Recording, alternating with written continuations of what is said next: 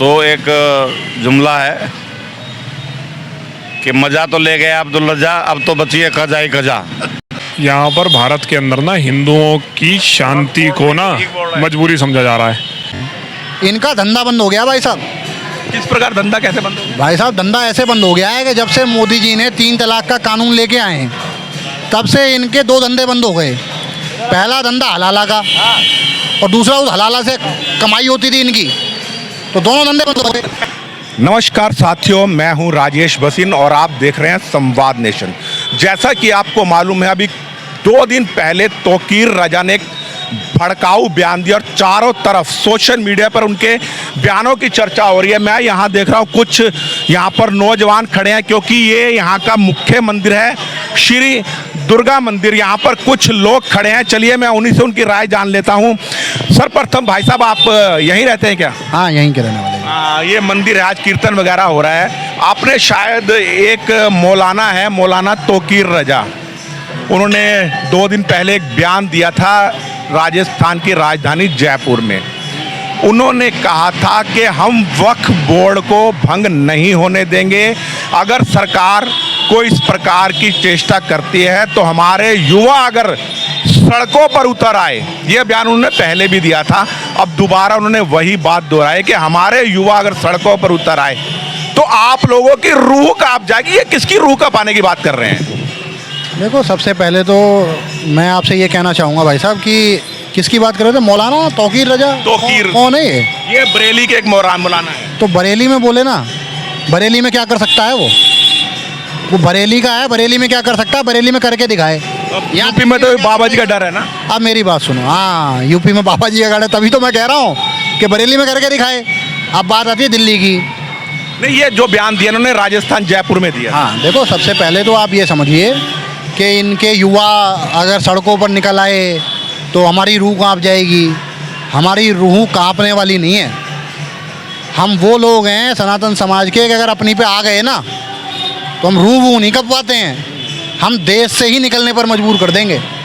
तो इस तरीके की बातें नहीं करनी चाहिए जिससे किसी की भावनाएं। तो आप बांटने वाली बातें कर रहे हैं कि बटोगे तो कटोगे। हाँ, वही बात है। ये करते क्या है? इनका काम ही यही है, बटोगे कटोगे वाली ही कहानी चल रही है इस देश के अंदर।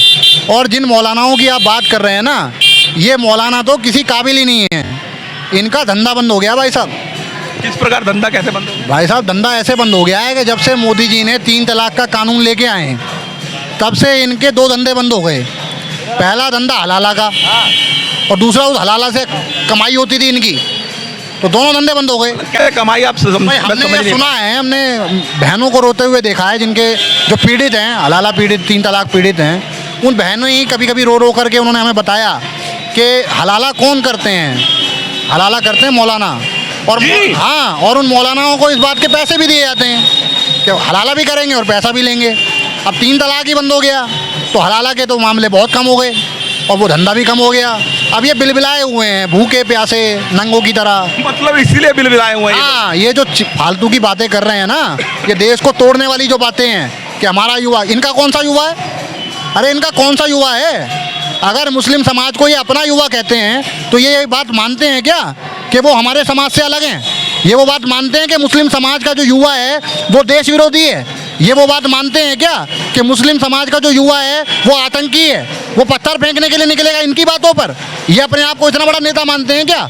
मैं मुस्लिम समाज से ही पूछना चाहता हूँ, मैं मुस्लिम समाज के युवाओं से पूछना चाहता हूँ कि इसके जैसे 2 कौड़ी के मौलानाओं की बात पर आप सड़कों पर निकल जाओगे, अपना काम धंधा छोड़ दोगे हैं? आप लोगों को मारना पीटना शुरू कर दोगे, आतंकवादी बन जाओगे, बम लगा करके फट जाओगे? ये सब इस देश में नहीं चलता। ये जिस देश में चलता है ना, सीरिया, इराक, वहीं जाएंगे, यहाँ नहीं चलेंगे। वहाँ योगी जी बैठे हैं इनकी अकल ठिकाने लगाने के लिए और दिल्ली में अमित शाह बैठे हैं। चिंता मत करिए, सब ठीक होगा, सब बढ़िया होगा। मेरे साथ एक और हमारे साथी खड़े हुए हैं।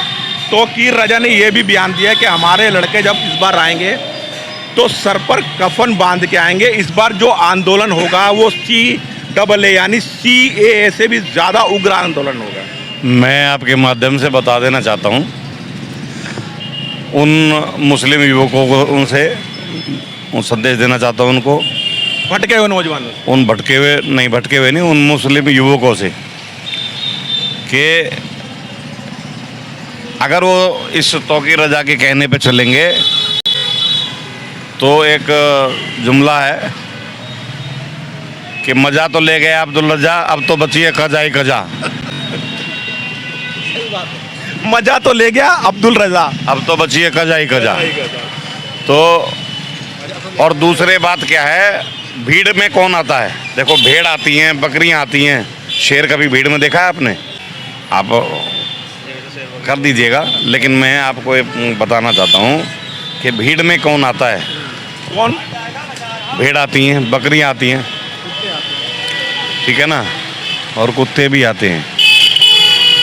अब ये भीड़ किस में शामिल होना चाहती है, अपना क्या नाम रखना चाहती है, तो जिसको पता होगा।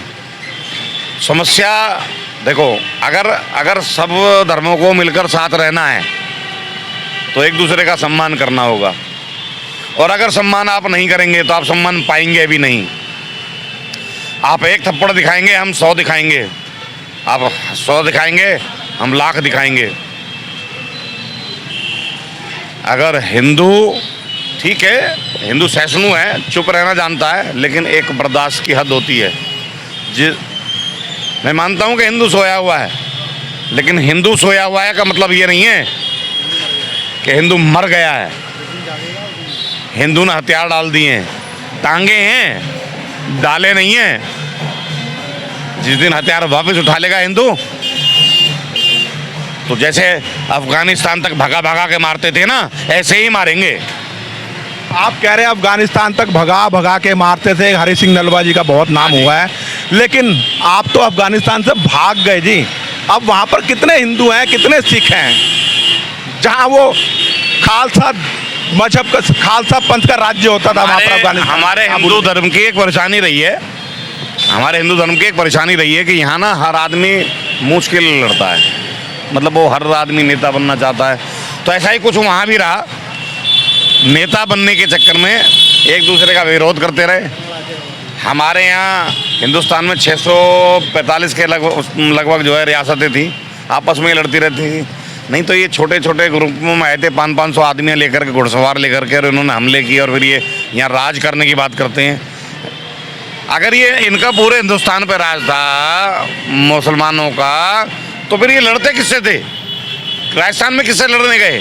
ये कन्नौज में किससे लड़ने गए? ये आगे और जगह पे किससे लड़ने गए अगर इनका राज होता तो? अभी आपसे पूछूंगा, ये चलिए आपसे पूछ लेता हूँ। बाबूजी, ये लोग कह रहे हैं कि वक्फ बोर्ड की ज़मीन हमारे बाप दादों ने दान करी है। अभी बाबूजी ने बताया कि ये लोग घोड़ों पर, ऊँटों पर, गधों पे सवार होके आए थे, तो क्या ये वक्फ की ज़मीन ऊँटों पे, घोड़ों पे, गधों पर लाद कर लाए थे? वक्फ बोर्ड का जहाँ तक सवाल है, आप ये देखो कि 1947 के बाद में जैसे देश आज़ाद हुआ, उसके बाद जितने भी यहाँ से मुसलमान गए हैं उनकी ज़मीन इन्होंने हथिया ली, और ये एक प्रोपेगेंडा था, मतलब एक बुरी तरह से, मतलब एक जिसे कहना चाहिए एक नाजायज़ कार्य था ये।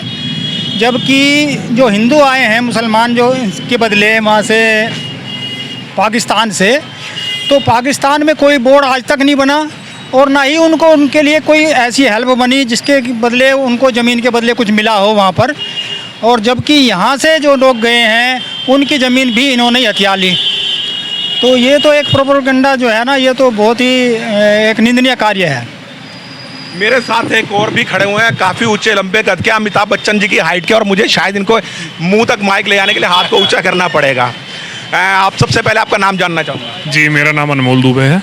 अनमोल दुबे जी, मैं आपसे पूछना चाह रहा हूँ, मैं आपसे ये पूछना चाहता था कि वक्फ बोर्ड की ये बात कर रहे हैं, क्या किसी दूसरे देश के अंदर, तमाम मुस्लिम ममालिक हैं, 56 कंट्री हैं मुसलमानों की, किसी और देश में आज तक वक्फ बोर्ड नहीं है, तो भारत में वक्फ बोर्ड की क्या आवश्यकता है? यहाँ पर भारत के अंदर ना हिंदुओं की शांति को ना मजबूरी समझा जा रहा है। हिंदू कोई जवाब नहीं देता, इस वजह से यहाँ पर वक्फ बोर्ड बना दिया। कुछ जो पुराने दलाल नेता थे ना, इन्होंने आपसी मिली भगत के बाद इन्होंने वक्फ बोर्ड बनवाया, और हिंदुओं के बारे में सोचा ही नहीं। तो अभी इसलिए कोई आवश्यकता बाहर के देशों में नहीं, बाहर के देशों में तो टांग देते हैं, करेगा जैसा काम तो वैसा उसे प्रसाद मिलेगा। सुबह उसने जुर्म करा, शाम को गोली मार देंगे, काम खत्म। तो यहाँ देश के अंदर हमारे में कानून भी स्लो है काफ़ी, तो इस वजह से हिंदुओं की मजबूरी को समझा जा रहा है, इसलिए वक्फ बोर्ड की इन्होंने यहाँ आवश्यकता को महत्व दिया है। आपने कहा जी ये अभी आपको लग रहा है कि हिंदू अब जाग गया है? बिल्कुल जाग रहा है, जाग रहा है, हिंदू जाग रहा है और हर हालत में चीज़ें बढ़िया होगी अब आगे आने वाले समय में, और सरकार भी इस अच्छा एक बात पूछूं आपसे, अभी ये योगी जी ने एक नारा दिया है बटोगे तो कटोगे, लेकिन ये कह रहे हैं भड़काऊ नारा है, भड़काऊ नारा। भाई किस तरह से भड़काऊ नारा है? उन्होंने अपने देशवासियों को कहा है कि बटो नहीं आपस में, लेकिन ये कह रहे हैं ये आप कर मुसलमानों के खिलाफ भड़का रहे हैं। ये कांग्रेसी सारे मक्कार हैं। मुसलमान अलग समझते हैं इस देश से अपने आप को। हाँ, ये ऐसा ही है। कांग्रेस सरकार यही, कांग्रेस पार्टी है, ये चाहती है कि मुसलमानों का तुष्टिकरण किया जाए अपने धर्म मिलाने के लिए, वोट की राजनीति करती है। उनकी मानसिकता हमेशा से ऐसी ही रही है। जबकि योगी जी ने जो नारा दिया है वो बहुत ही बेहतरीन है। वास्तव में यही है कि अगर बंटोगे तो कटोगे, और इसी को ही हम सभी फॉलो करें, बेहतर रहेगा। देखिए मैं कुछ नहीं ज़्यादा, लेकिन जो अभी आपने नारा कहा बटोगे कटोगे, बहुत महत्वपूर्ण नारा है। देखिए बटना, किसके बटने और किसके कटने की बात हो रही है? बटने की बात हो रही है हमारे हिंदू समाज की। कैसे? सिख धर्म हमारा धर्म है, वो हमारे ही लोग हैं। बिल्कुल हमारा पंथ। जैन धर्म हमारा धर्म है, वो हमारे ही लोग हैं। बौद्ध जो हैं वो कहीं बाहर से नहीं आए हैं, वो इसी देश के हैं, हमारे ही लोग हैं। ठीक है, और भी बहुत से हमारे यहाँ पंथ समुदाय हैं जो हमारे ही समाज का हिस्सा होते हैं, इतिहास है उनका, और आज भी हम उनको अपना मानते हैं, वो भी हमें अपना मानते हैं। क्यों मानते हैं? क्योंकि हम लोग जो हैं, सभी लोग जो हैं वो शांति प्रिय लोग हैं। ठीक है ना? तो मोदी जी, योगी जी ने जो नारा दिया है बटोगे और कटोगे, वो इस पूरे समाज को एक करने के लिए दिया है कि अपने आप को अलग मत समझो। ये जो नेता पुराने हमारे यहाँ रहे हैं इस देश के अंदर, कांग्रेस की जो सरकार रही है, उन्होंने इसी नीति पर काम किया। उन्होंने हम सबको बांट दिया। उन्होंने सिखों को भड़काया, उन्होंने जैनियों को भड़काया, उन्होंने बौद्धों को भड़काया, उन्होंने सारे समाज को भड़काया और हिंदुओं को बांटने का काम किया। और जब हिंदू समाज आपस में बटा तो फिर उनको काटने का भी काम किया। जैसे कि कन्हैया लाल की गर्दन काट दी गई राजस्थान जयपुर में, ऐसी ना जाने हमारी नूपुर बहन को धमकी दी गई। एक इतनी ओजस्वी, इतनी, मतलब अब हिंदू बटेगा नहीं? बिल्कुल नहीं बटेगा। योगी जी हैं, वो लोगों को एकजुट करने का काम कर रहे हैं। इस देश में संतों ने यही काम किया हमेशा। कुल मिलाकर यहाँ के जो लोग बता रहे हैं, तोकीर रजा के खिलाफ लोगों में, युवाओं में खास तौर पे बहुत आक्रोश है। और जो योगी जी का नारा है वो कहते हैं बटोगे तो कटोगे, कटोगे तो घटोगे, और घटने के कारण ही अफगानिस्तान चला गया, पूर्वी पाकिस्तान गया जो आज बांग्लादेश है, पश्चिमी पाकिस्तान जो मौजूदा पाकिस्तान है वो चला गया, और देश के 9 राज्य हिंदू विहीन हो चुके हैं, अल्पसंख्यक हो चुके हैं। इस बटोगे कटोगे के साथ एक और भी है, घटोगे तो भी कटोगे। घटोगे तो भी बैंक में बैलेंस भी घटता है ना, तो भी पैसे तो कटते हैं। ना तो आपको घटना है और ना बटना है, एक राष्ट्र की तरह, एक मुट्ठी की तरह संगठित रहना है। मैं राजेश भसीन, संवाद नेशन के साथ शाहदरा के दुर्गापुरी मंदिर से अपनी वाणी को समाप्त करता हूं, विराम देता हूं। जय हिंद, जय भारत, वंदे मातरम।